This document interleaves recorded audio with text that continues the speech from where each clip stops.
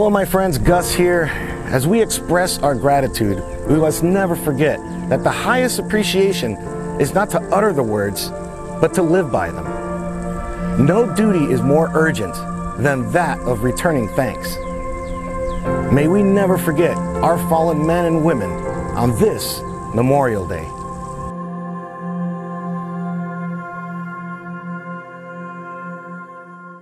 Last week on the 25th of May 2022, I went to see the launch of SpaceX Transporter 5 liftoff from Jetty Park. Jetty Park is just south of Kennedy Space Center and one of the best places to see a launch. Just like Playa Linda Beach, but Playa Linda is north of KSC. I'll put a link down in the description below so you can come with me to a Playa Linda launch. You won't regret it. Jetty Park was great though, especially when the booster is landing back on LZ-1. The convenience of the Jetty Bridge is great, not just for rocket viewing, but for fishing as well. Here you're right across the water from Cape Canaveral Space Force Station and NASA property.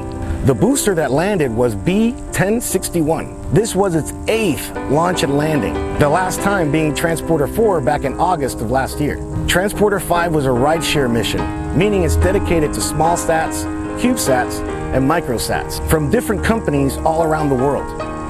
The launch might have looked like just another Falcon 9 launch to you, but stick around to the end of the launch video to understand why this launch was so meaningful for so many people. Allow me to show you how the launch looks from Jetty Park.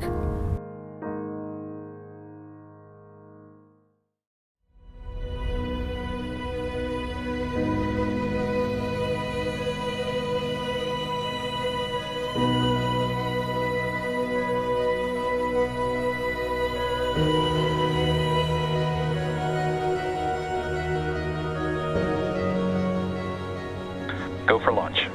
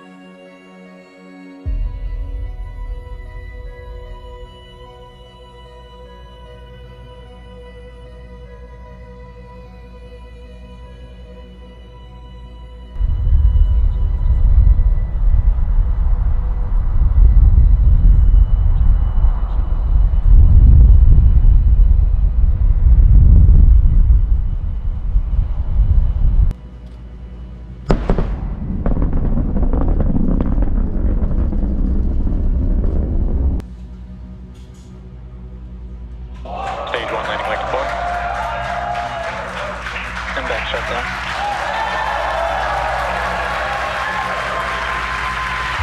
Stage 1 landing confirmed.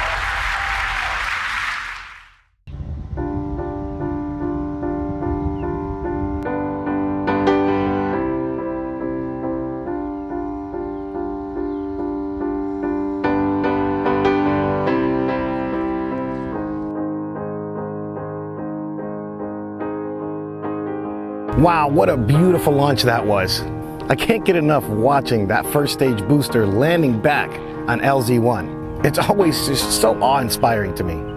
Transporter 5 was SpaceX's 22nd rocket launch of the year. It's a rideshare mission which included carrying 47 people's cremated remains and a burial in space. This rideshare works as an Uber pool for satellites. Celestis packs the cremated remains in the client's roughly lipstick-sized containers.